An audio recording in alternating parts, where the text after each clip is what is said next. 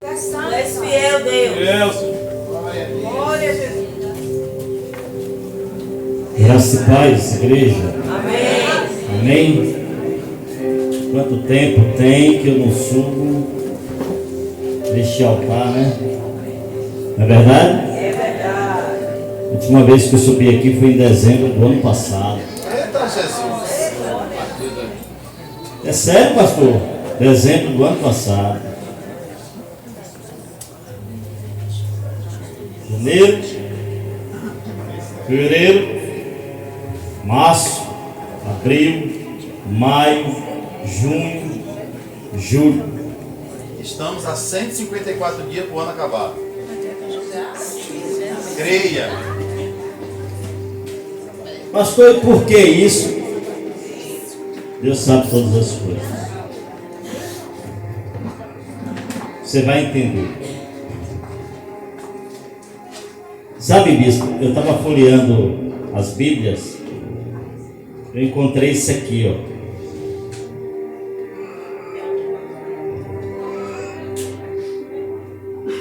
Dezembro de 2016 foi quando eu cheguei na igreja. Eita Jesus! Eu não lembro se foi Bia ou se foi Juliana que me deu isso aqui, ó. Eu falei, Deus, 7 anos, vamos completar 8 anos na igreja. Que maravilha. Fala para teu irmão, Deus cuida de mim, Deus cuida de você. Fala para ele, Deus cuida de mim e de você. Amém? Curva a tua cabeça. Eu quero orar. Deus, louvado seja o teu santo nome, Deus. Tu és poderoso, tu és maravilhoso. Eu não sou nada sem a tua presença, Pai. Meu Deus, que nesta noite, meu Senhor, eu desapareça, que o Senhor venha aparecer na minha vida, porque a mensagem quem tem que trazer não sou eu, é o Senhor, é o teu Espírito Santo, porque eu nada tenho se dos céus não nos seja me dado, Senhor. Meu Deus, a unção é tua, o Espírito é teu, o Espírito Santo é teu, meu Pai. É Ele que convence o homem do pecado e do juízo. Por isso, Pai, em nome de Jesus, cobre a tua igreja com teu sangue, Pai. Deus, não deixa sair nada de mim, meu Pai. Meu Deus, que todo homem venha cair por terra nesta hora, que todo ego, que toda prepotência, que toda arrogância do homem venha cair por terra, mas a simplicidade do teu Espírito Santo cresça neste lugar, Pai, porque eu creio, Senhor, que o Senhor se faz presente neste lugar. O Senhor é Deus, e operando o Senhor ninguém vai impedir, Pai. Deus, eu sei o zelo que o Senhor tem para esta casa. É o tabernáculo de Deus, é o tabernáculo teu, Senhor. Quantas vidas, meu Pai, entram neste lugar esperando uma palavra de consolo, de vitória, Pai, porque querem sair diferentes, meu Senhor. Por isso, Deus, fala com o teu povo nesta noite, Pai. Fala, Senhor, com a tua igreja. Não deixa, meu Senhor, os teus filhos saírem daqui da mesma forma que entraram, Pai, mas que saiam mais vitoriosos, que saiam regozijados na tua presença, Pai, porque é para a honra e glória do teu santo nome, Deus. Muito obrigado, Deus, por tudo, em nome de Jesus. Amém? Você pode abrir a palavra do Senhor no livro de 1 Coríntios. Esse é Jesus do amor.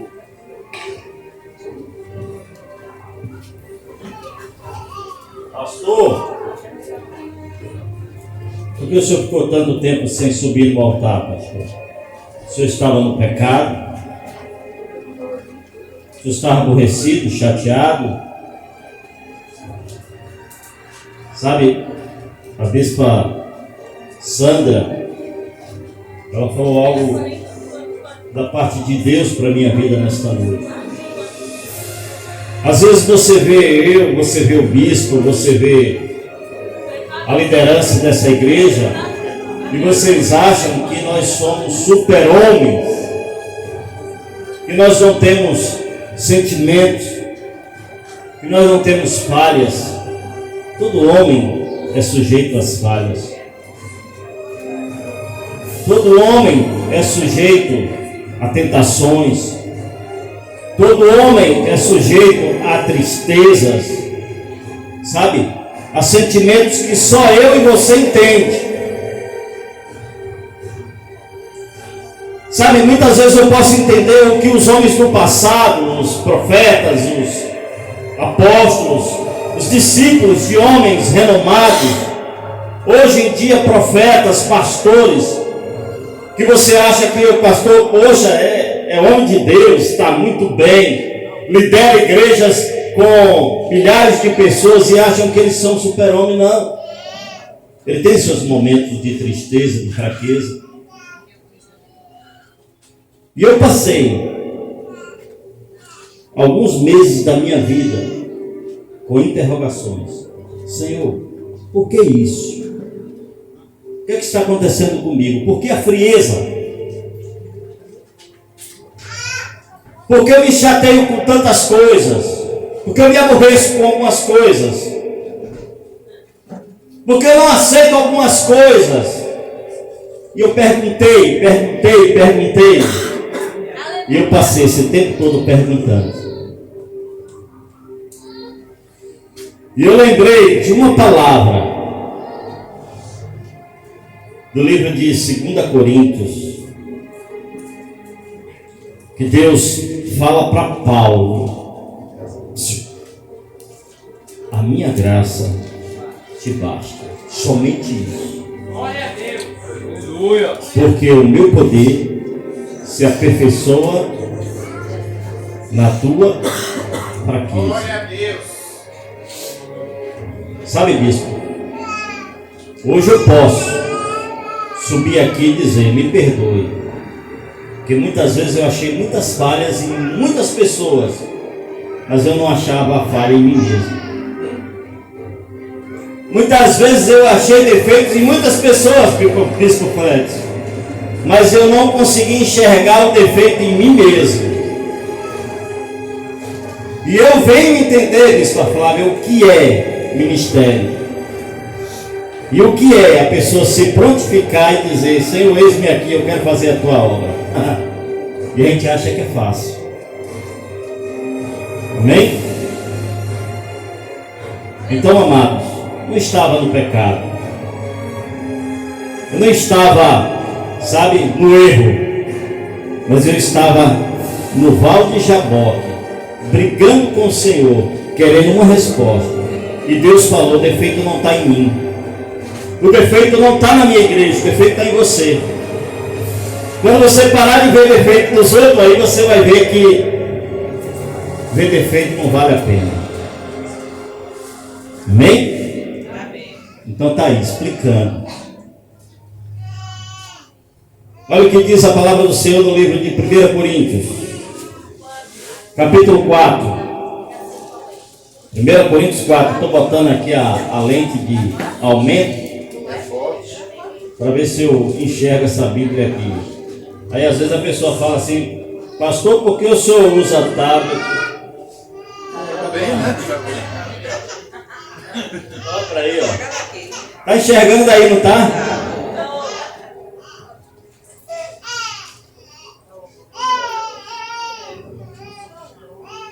Olha o que diz no livro de 1 Coríntios, capítulo 4, verso de número 16. Diz assim a palavra do Senhor: portanto, suplico-lhes que sejam meus imitadores. A igreja pode ler comigo? Portanto, suplico ou peço-lhes que sejam meus imitadores. No mesmo livro de 1 Coríntios capítulo 11, ele diz assim: tornem-se meus imitadores, como eu sou de Cristo. Você sabe quem falou isso? O apóstolo Paulo. O último apóstolo a ser levantado no período de Cristo, quando a igreja estava trabalhando na terra, quando a igreja estava participando de uma luta espiritual tremenda para pregar o Evangelho de Cristo, para pregar aquelas nações da época, tanto os romanos como os gregos, para que eles entendessem que há uma salvação, que haveria um caminho que não era a lei, mas algo mais fácil, que eu e você pudesse ser salvo.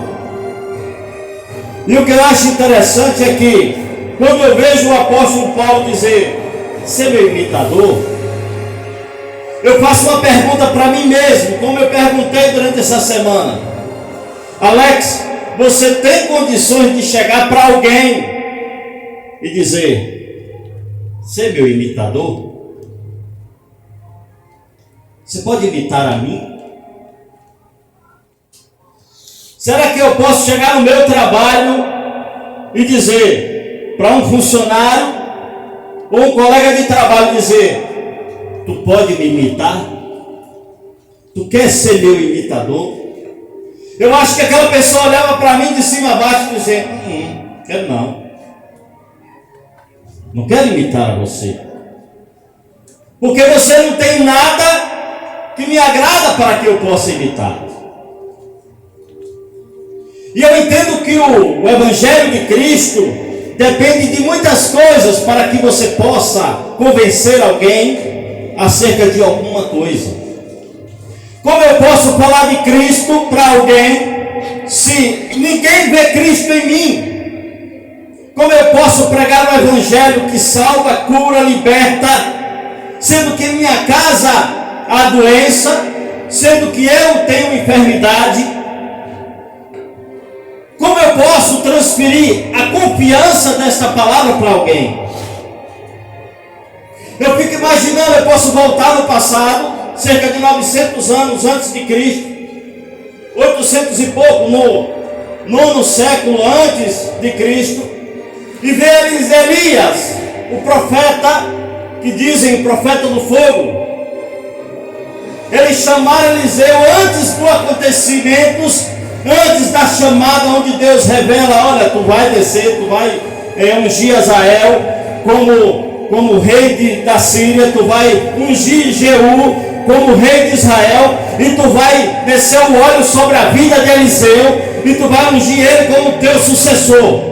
Eu posso imaginar Elias pegando Eliseu antes, quando ele chega diante de Acabe, o rei de Israel idólatra, o rei de Israel que recebeu a confiança de governar um povo amado por Deus, ao ponto de aquele homem deixar a idolatria entrar dentro da casa de Israel, contaminar os seus altares, montar um altar para Baal.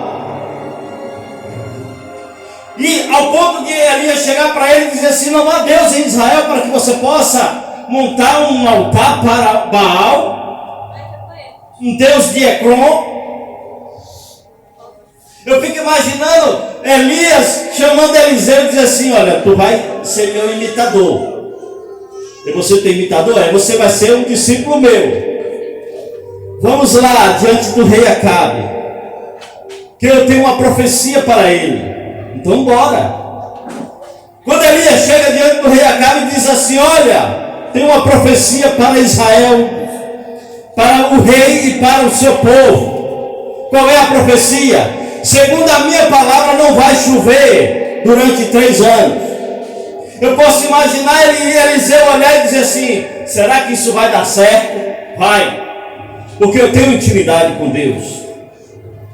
E a Bíblia diz que assim foi feito. Cessou-se a chuva.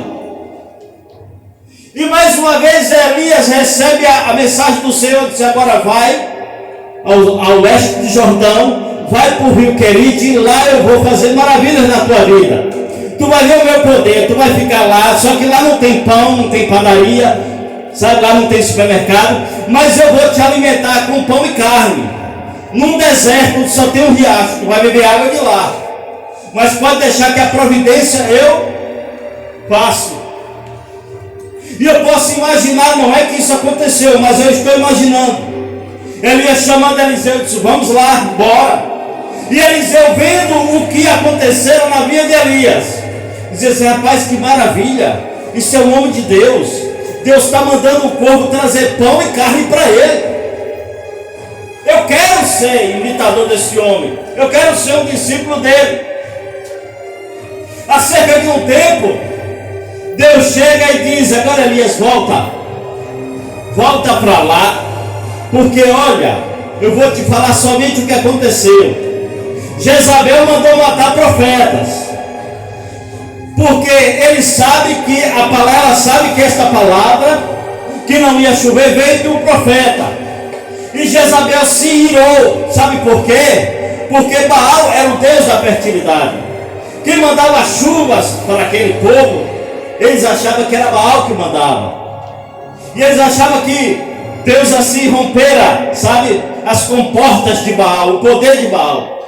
E Jezabel se irou com aquilo e mandou matar profetas. Mas tinha um homem na casa de Acabe chamado Obadias, que fez, sabe o que? Ele pegou os profetas e começou a esconder. E aí agora a palavra do Senhor vem a Elias: agora vai lá, Elias, e resolve esse problema da chuva. E esse problema da chuva você vai resolver, sabe como? Com o meu poder. Chega lá e desafia aqueles profetas de Baal e de Azera, e que você vai ver o que eu vou fazer naquele lugar. Volta, Elias. Eu posso imaginar que maravilha se Elias levasse Eliseu e disse assim: bora ali que você vai ver como Deus é maravilhoso em nossas vidas. Quando Elias chega naquele lugar, bispo, Elias faz um desafio para Acabe: Acabe, tu vai reunir os profetas de Azera, tu vai reunir os profetas de Baal, e nós vamos fazer um desafio. Nós vamos montar um sacrifício. E só tem um porém: esse sacrifício vai ser queimado com fogo, mas não é um fogo feito pelo homem, era um fogo feito pelo Deus. O teu sacrifício é aceso com o fogo de Baal, e o meu sacrifício é aceso com o fogo do Deus Todo-Poderoso. E assim foi feito. Eu fico imaginando Eliseu ali parado e dizendo: olha, eu quero ver como esse Deus é maravilhoso, porque eu quero isso para mim. Amados, quando Deus é na vida de alguém, outra pessoa quando olha e vê Deus trabalhando na vida de alguém, ele quer ser igual àquela pessoa. Não é que isso aconteceu. Eu quero que vocês entendam que eu estou conjecturando. Eu posso dizer assim: eu imagino se Eliseu participasse da caminhada com Elias antes, se ele presenciasse todas as coisas, se ele ia querer ser discípulo de Elias ou não. Olha o que acontece, todo mundo sabe. Ali permaneceu durante o dia, o sacrifício foi feito de um lado e do outro, mas o fogo de Baal não descia. Até o meio-dia o fogo não descia. Elias, ao ponto de chegar e dizer assim: ó, chega, não tem fogo aí. Sabe, o diabo pensa que tem fogo, não tem, não adianta. Não adianta ele tentar fazer, ele maquiar, mas só quem pode fazer todas as coisas da minha e na tua vida é o Deus Todo-Poderoso. Alguém pode até dizer: olha, tem um Deus aí que faz, tem alguém que faz, tem alguém que acontece, mas não adianta. Se não vier da parte de Deus, não adianta. Muitas vezes as pessoas prometem coisas que não podem cumprir, mas o Deus Poderoso, tudo aquilo que Ele promete na minha e na tua vida, Ele cumpre, igreja. Eu posso imaginar, se Eliseu estivesse ali, ele observando, e vesse Elias orando ao Deus Todo-Poderoso, dizer assim: Senhor, o sacrifício está aqui, mas o fogo só quem pode mandar é o Senhor. E naquele momento, igreja, o fogo desceu, consumiu o holocausto, e Elias disse assim: agora pronto, agora o tempo de escassez acabou, a chuva vai descer, mas não tem nuvem aí. Espera. Às vezes você não está vendo a promessa de Deus se cumprir, às vezes você não está vendo o milagre aparecer, mas sabe o que acontece? Às vezes é pequenininho, a nuvem era pequena, mas a chuva desceu sobre Israel. Aí, igreja, Eliseu pode ter visto assim, dizer: agora eu estou vendo Deus na tua vida, é maravilhoso, eu quero ser teu discípulo. Jezabel se ira, manda matar Elias. Ela se revoltou com aquilo que aconteceu. Sabe por quê, igreja? Porque o povo de Israel soube que havia um Deus todo-poderoso em Israel. E o povo de Israel matou todos os profetas de Baal e de Azera. Só que o que acontece é o seguinte: Jezabel mandou matar Elias. Elias ficou sabendo que Jezabel mandou matar ele. Sabe o que foi que Elias fez? Elias fugiu da presença do Senhor, ou da presença de Jezabel. Mas o que eu acho interessante é o seguinte: imagine se Eliseu estivesse lá. Eliseu vendo que um homem, clamando a presença do Senhor, realizou coisas maravilhosas no meio de Israel, e agora foge de uma mulher pagã, foge de uma idólatra. Tu queria, hein, Valdir, ser imitador de um camarada desse? Na hora que o negócio apertou para ele, bispo, o que Elias fez? Correu. O que foi que Elias fez? No momento da adversidade, fugiu. Agora eu fico imaginando como Elias poderia chegar e dizer: sede meu imitador, para alguém no momento da fuga. Vocês vão entender o que eu quero dizer.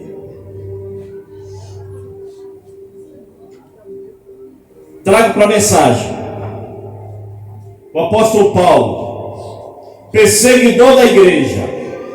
Neste momento ele não poderia pedir ninguém que fosse imitador dele. A vontade que o apóstolo Paulo tinha antes, como Saulo, era de matar cristãos. O desejo dele era sangue da igreja. Ele queria derramar sangue da igreja, matar aqueles que clamavam o nome de Jesus. Mas um belo dia ele teve um encontro com Jesus Cristo, ao ponto dele se converter. Fez uma reviravolta na vida do apóstolo Paulo. O apóstolo Paulo agora começa a viajar cidades para pregar o evangelho de Cristo. A mudança foi tão grande que quando Paulo chegava nas cidades, ele era mal recebido. As pessoas zombavam: aquele era o perseguidor da igreja e agora está pregando a Cristo. O sofrimento na vida dele agora foi grande. Sabe por quê, igreja? Porque muitas vezes ele procurava aqueles que andavam com ele e dizia assim: olha, eu mudei de vida. Ei, acima de mim. Quer dizer que você bebia junto comigo, agora você é crente, vai para a igreja? Não, que é isso? Você está querendo enganar eles. Quantas vezes eu ouvi isso? Muitas vezes eu sentado em mesa de bares, eu dizia, alguém chegava para mim com a Bíblia debaixo do braço e dizia assim: vamos para a igreja. Eu digo: nada, vou lá dar dinheiro ao pastor, nada. Vai para lá. E aí, um bom tempo depois, eu aceito a Cristo. Aproximadamente 27 anos, a gente tem a mesma idade, né, de evangelho, nós aqui, o bispo Fred, o pastor, o bispo Pedro, né, 27 anos mais ou menos de evangelho. E ali eu ficava naquela rua ali de baixo, ali, né, o bispo Fred sabe onde eu moro. E eu ficava ali próximo ao Fluminense, sentado num barzinho ali da esquina. Eu zombava muito, principalmente das pessoas que iam para a igreja. E aí, quando eu aceito a Cristo, agora eu passo para o outro lado. E aí agora vem a coragem, a ousadia de ir para as mesas dos bares aonde eu sentava para beber, para pregar o evangelho para aquelas pessoas. E aquelas pessoas olhavam para mim e zombavam. Agora tu está indo dar dinheiro ao pastor? Não era assim que tu falava sentado aqui com a gente? Agora tu vai lá. E eu ouvi aquilo e eu me entristecia. E eu posso entender o que Paulo passou naquele tempo. E pelas cidades que Paulo passou até chegar a Corintos, Paulo sofreu muito com isso. Paulo era surrado com palavras, Paulo era amaldiçoado com palavras, mas Paulo tinha um propósito na vida dele: pregar o Evangelho de Cristo. Ao ponto que Paulo chega na cidade de Corinto, encontra um casal de judeus, Áquila e Priscila, da mesma, profissão, produtores de tenda. E ali Paulo fica 1 ano e meio em Corintos. Só que quem conhece a cidade de Corintos, quem já estudou sobre a cidade de Corintos, pode entender que a cidade de Corintos era uma cidade portuária, era uma cidade marítima. E como toda cidade marítima, o que mais tem é prostituição, é promiscuidade, é muita riqueza. Então a contaminação econômica era muito grande. Mas Paulo chega naquele lugar e começa a pregar dentro das sinagogas. Paulo chega para as sinagogas e começa a debater com os saduceus, com os sacerdotes daquele lugar, com os pastores daquela casa. E os pastores começam a criticar ele, a zombar dele, ao ponto de, quando você lê lá no livro de Atos, capítulo 18, você vê que Paulo diz: olha, para mim chega, não vou pregar mais para judeus, essa missão eu não vou carregar mais não, eu estou cansado. Sabe o que é que eu vou fazer a partir de agora? Vou pregar para os gentios. Só que quem eram os gentios naquela época? Quem eram os gentios de Coríntios? Prostitutas, ladrões, homossexuais, lésbicas, era o que naquela época tinha de pior. Só que ele começou a pregar. E quando ele começa a pregar, Bispo Pedro, ele começa a ver conversões naquele lugar. E o mais interessante é que a primeira conversão foi de alguém que estava vizinho à sinagoga. Tício, a casa de Tício, abriu-se uma igreja, vizinho à sinagoga, uma igreja renovada, vizinho à igreja tradicional. E o que mais interessante, Paulo começa a pregar ali, quem ou outra pessoa que se converte, o chefe da sinagoga, se converte e pula também para aquela igreja. Aí agora começa as pessoas de Corinto a receber aquela palavra e aceitar aquela palavra, porque via em Paulo o testemunho de Cristo. Via que Paulo era um homem diferente e tinha alguma coisa a oferecer para aquele povo. Aí Paulo chega e começa a crescer ali aquela igreja. Ele começa a pregar, ele começa, clamar a presença do Senhor naquele lugar. E aquela igreja começa a crescer. E aquela igreja começa a crescer. Aquela igreja começa a crescer. Só que todos nós sabemos que igreja grande, onde só tem pessoas do mundão, certo, que aceitaram a Cristo, a igreja começa a ser problemática. A igreja começa a ser problemática. Ao ponto de que Paulo chega 1 ano e meio depois e sai dali. Aí ele escreve a carta, primeira carta aos Coríntios. De ele ouvir tantas coisas que ele, onde ele estava, ele ouvia daquela igreja. Ele clamava, diz: gente, vocês têm que parar com isso. Vocês têm que mudar de vida. Vocês têm que parar, porque vocês estão aceitando a prostituição dentro da igreja. Não é assim que eu ensinei a vocês. Não foi assim que eu ensinei a esta igreja. Não pode ser dessa forma. Para de discussões dentro da igreja. Para de divisões. Bom, eu quero que vocês entendam uma coisa. Está no livro de 1 Coríntios, capítulo 4, você começa a ver. O 3 e o 4, você começa a ver que aquela igreja estava cheia de problemas. E Paulo precisava fazer alguma coisa.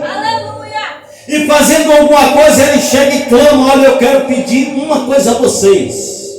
Vocês estão vendo a minha conduta? Eu fiquei no meio de vocês um bom tempo, não fiquei? Vocês viram como era o meu comportamento? Vocês viram como eu agia? Como eu andava com vocês? Como eu falava com vocês? Vocês viram que eu não gostava de brincadeiras? Que eu não falava pornografia? Que eu não falava palavrão? Vocês entenderam como era o meu comportamento no meio de vocês? Então eu quero que vocês façam assim, ó, sede meus imitadores. Não fica do meio da mesma forma que vocês estão, não. Para de divisões, para de dizer que o pastor tal é melhor do que o outro. Para com isso. Que nós temos que ter um alvo só, nós temos que ter só um condutor, e esse condutor é Cristo. Quantas pessoas tentam se espelhar em pastores renomados, sabe? Quantas vezes eu, no início do meu ministério, eu colocava mensagens de pastores renomados e dizia, eu vou ser igual a ele. Aí quando menos espera, eu vi a notícia, caiu na prostituição. Como é que eu poderia ser igual a ele, sendo que ele é sujeito a tentações e ele é sujeito a falhas? Quantas vezes nós queremos ser, sabe, imitadores do homem? Mas eu quero que vocês entendam uma coisa. Paulo naquela época, ele queria mostrar que ele mudou de vida, que ele era diferente e que aquele povo precisava se espelhar nele. E ao ponto que Paulo sofreu com isso. Paulo chegou a falar para aquela igreja, disse, olha, nós estamos passando fome, nós não temos roupa, nós não temos moradia, tudo isso por causa de um evangelho, esse evangelho que eu quero que chegue a vocês. Muitas vezes nós passamos por luta, foi pregado aqui, foi dito aqui nesta noite, nós passamos por dificuldade. Quem vê a nossa vida acha que nós estamos no mar de rosa, não é. Nós sofremos, muitas vezes levantamos as madrugadas, sabe, muitas vezes pagando preço, jejuando e orando, para que você venha ter uma vida na presença do Senhor. Tudo isso nós fazemos, sabe para quê? Para que o que nós fazemos tenha um fruto, bispo. E muitas vezes a igreja não vê em nós testemunho para que possa seguir. Mas o apóstolo Paulo, ele chega ao ponto de dizer, olha uma coisa interessante, no capítulo 4, verso 16, ele diz assim, ó, sede meus imitadores. No capítulo 11, ele diz, ó, ser meu imitador, como eu sou de... Ele sabia que se ele dissesse somente ser meu imitador, que as pessoas não iam ter muita confiança nele. Mas quando ele diz, olha, porque eu procuro ser igual a Cristo, eu fico imaginando, será que eu posso chegar dentro da minha casa e dizer para minha filha ou para minha esposa, ser meu imitador? Porque eu sou de Cristo. Será que ela poderia chegar, minha esposa chegar e dizer assim para mim, mas tu é imitador de Cristo e Cristo compra e não paga? Será que eu poderia chegar para minha filha e dizer, ser meu imitador, e ela chegar e dizer assim, porque eu sou imitador de Cristo, e ela chegar e dizer assim, então quer dizer que se Cristo tivesse esposa, ele ia maltratar ela? Será que se ele tivesse casa, ele iria deixar a casa bagunçada? Será que esta palavra pode caber em mim, em você? Será que você pode chegar e dizer para alguém, seja meu imitador como eu sou de Cristo? E alguém olhar para você e dizer assim, mas será que Cristo usa roupa curta, saia indecente, bustier, mostrando a barriguinha? Será que Cristo anda dessa forma? Será que eu posso dizer, sede meus imitadores como eu sou de Cristo? Mas será que Cristo joga na Mega Sena? Será que Cristo...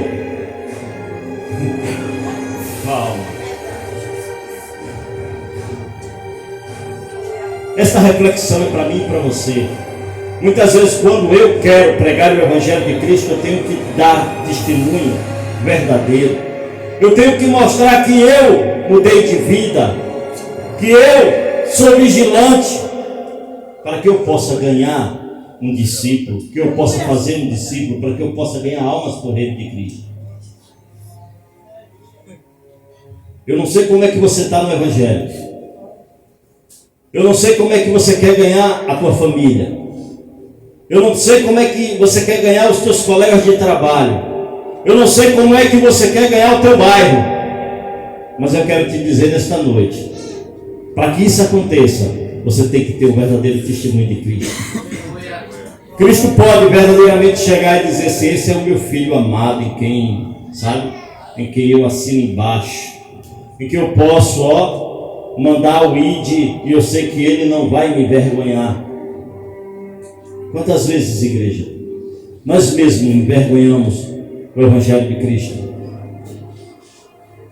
Quantas vezes nós falhamos? A Bíblia diz no livro de, 2 Coríntios capítulo 12, verso 7, o apóstolo Paulo, ele diz uma coisa interessante. Tem um texto que ele diz: se eu prego o Evangelho, eu não tenho que me gloriar, porque me imposta essa obrigação. No capítulo 12, verso 6, 7, ele fala que ele recebeu revelações da parte de Deus. E ele diz assim, mas para que eu não me glorie, para que eu não me exalte, veio em mim um espinho na carne. Aí a Bíblia diz, a saber, um mensageiro de Satanás, para que ele não viesse se ensoberbecer, para que ele não viesse se envaidecer. E muitas vezes eu canso até com a luta minha, porque muitas vezes, Bispo Fredson, eu achava, porque eu conhecia um pouco da palavra, porque eu pregava em alguns lugares, eu me exaltava, porque Deus me usa. Você já ouviu alguém falar assim, Bispo? Porque Deus me usa, pode me levar lá, porque, né? Não, pode me colocar na agenda. Tiago, me bota lá, fala com o teu bispão lá, que eu prego. Pode falar lá, bota meu nome lá, achando que pregar o Evangelho é a coisa mais simples do mundo. Achando, né, pastor Isaías, que subir aqui para louvar não tem preço a ser pago, tem preço. E muitas vezes nós choramos, quietinho. Às vezes as dores, como a bispa Sandra falou aqui, dói muito. As dores, sabe, no corpo, na alma, é muito forte. Porque se colocar na presença de Deus para fazer a sua obra, não é de qualquer forma. Eu quero que a igreja entenda nesta noite. Foi colocada uma missão para nós: pregar o Evangelho de Cristo. Que Evangelho é esse? É o Evangelho da salvação. Que salvação é essa? A salvação da perdição eterna. A salvação do mal eterno. Sabe, da morte eterna. Deus quer salvar a mim e a você. Deus tem uma casa nova para mim e para você. Deus tem um lugar totalmente diferente deste mundo para mim e para você. E essa missão foi dada a mim e a você, para que este Evangelho seja alcançado a toda criatura.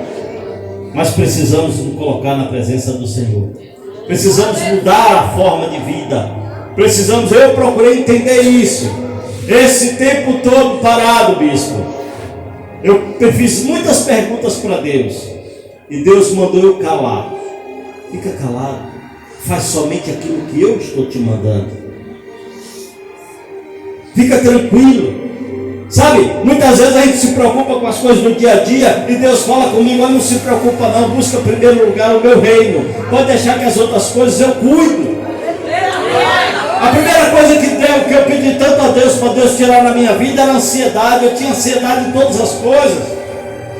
Eu queria ver as contas pagas. Quem não quer isso?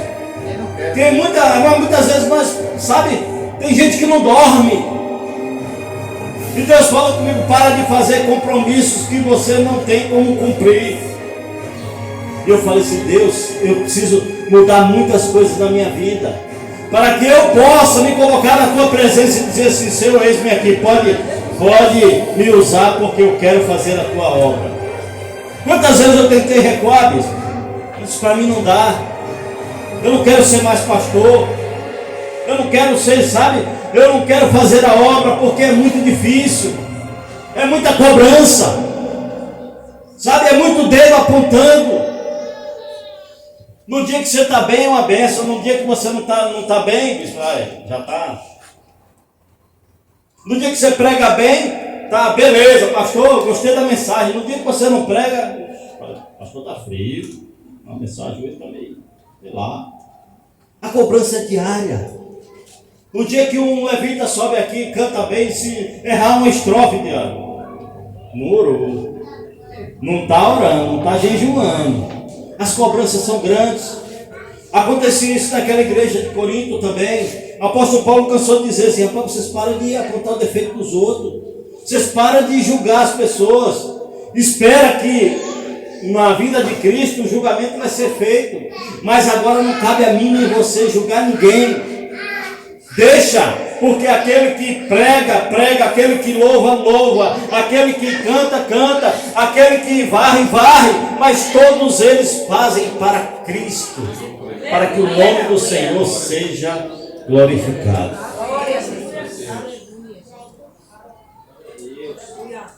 Como é que você tem feito a obra de Deus? Eu não sou nem crente ainda. Ainda bem que essa mensagem não é para mim. Mas como é que está a tua vida? Tu quer continuar dessa forma? Ou tu quer mudar de vida? Mas não é mudar de vida de qualquer forma. Porque tem gente que aceita a Cristo e continua no mundo. Que aceitar a Cristo é esse?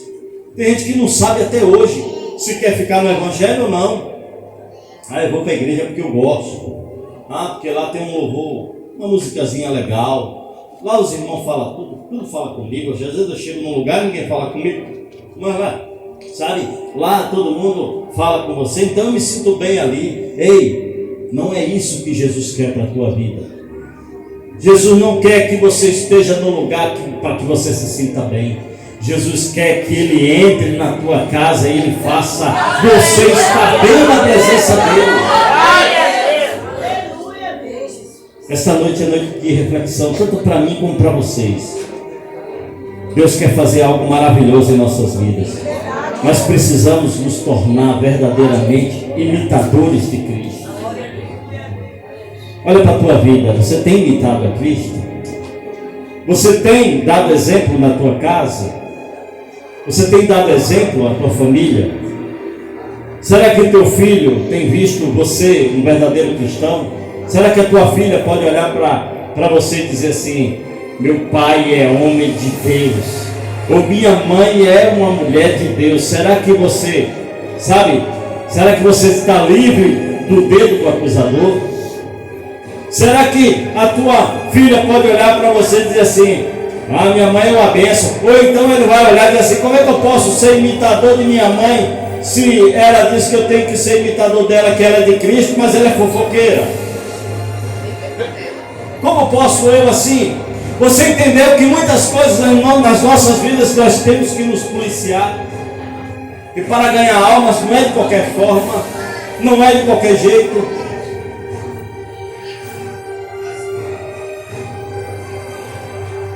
Fica de pé.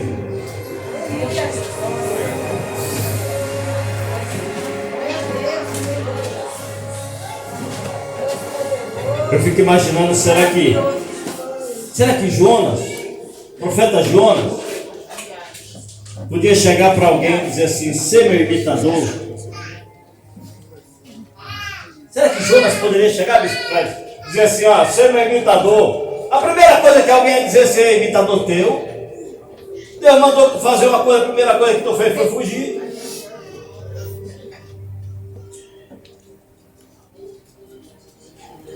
Imagina aí.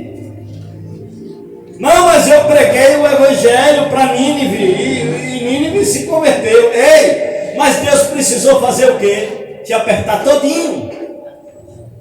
Será que Deus precisa te apertar todinho para que você possa dizer para alguém: ser meu imitador, porque eu sou de Cristo? Será que Pedro, apóstolo Pedro, podia chegar para alguém e dizer assim, na época que estava andando com Jesus ali, depois da crucificação: Olha, tu ser meu imitador porque eu sou de Cristo. Porque disseram ali, ó, tu parece com ele, tu fala como ele, tu anda como ele. Verdade. Aleluia. Será que ele poderia chegar e dizer assim, ah, ser meu imitador porque eu sou de Cristo? Imitador teu? Tu negou ele 3 vezes. Isso eu estou falando bíblico. Será que Tomé poderia começar no início do seu ministério e dizer para alguém ser meu imitador teu? Tu duvidou de que ele tinha ressuscitado? Vocês entenderam como é sério? Para alguém acreditar em você tem que ser muito sério. Será que Judas, antes de morrer, ele poderia chegar para alguém e dizer assim, ser meu imitador, porque eu ando com o Todo-Poderoso. Eu, imitador teu, para aprender a botar a mão na bolsa e roubar?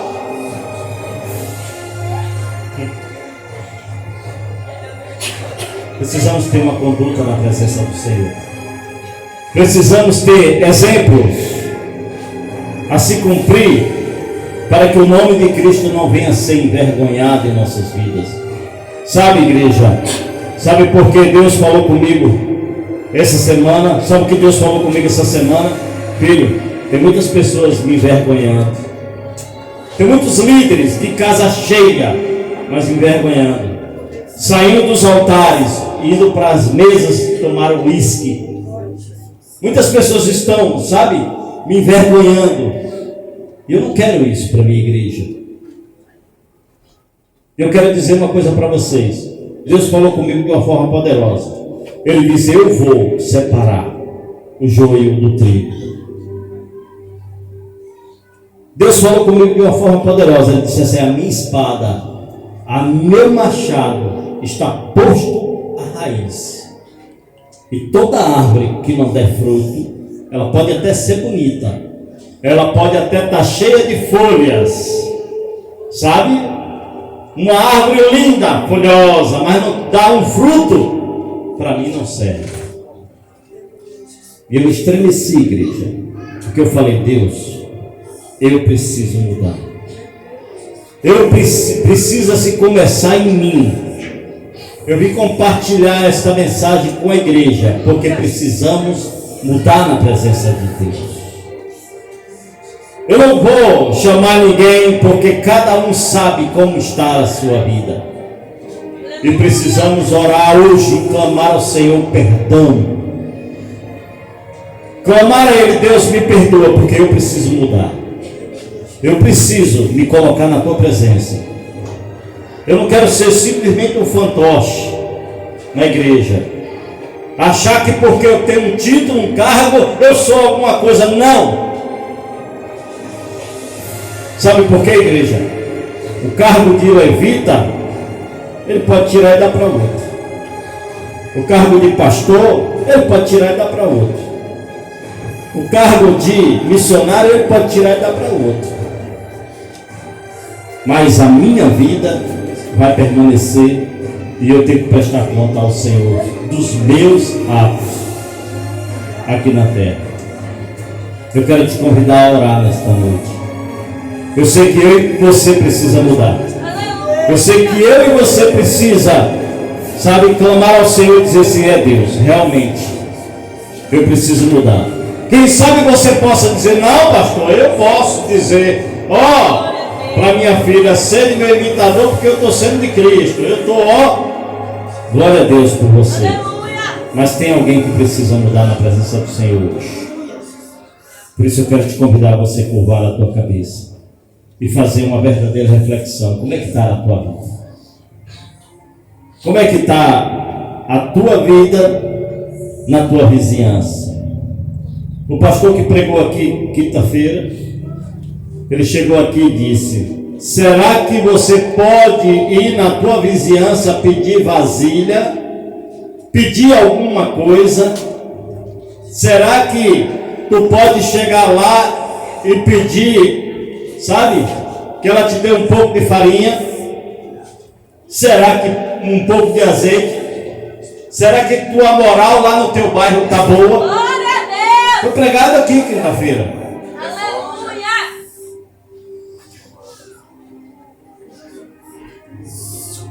Pastor, eu sei que lá na minha rua meu nome não está tão bem, não.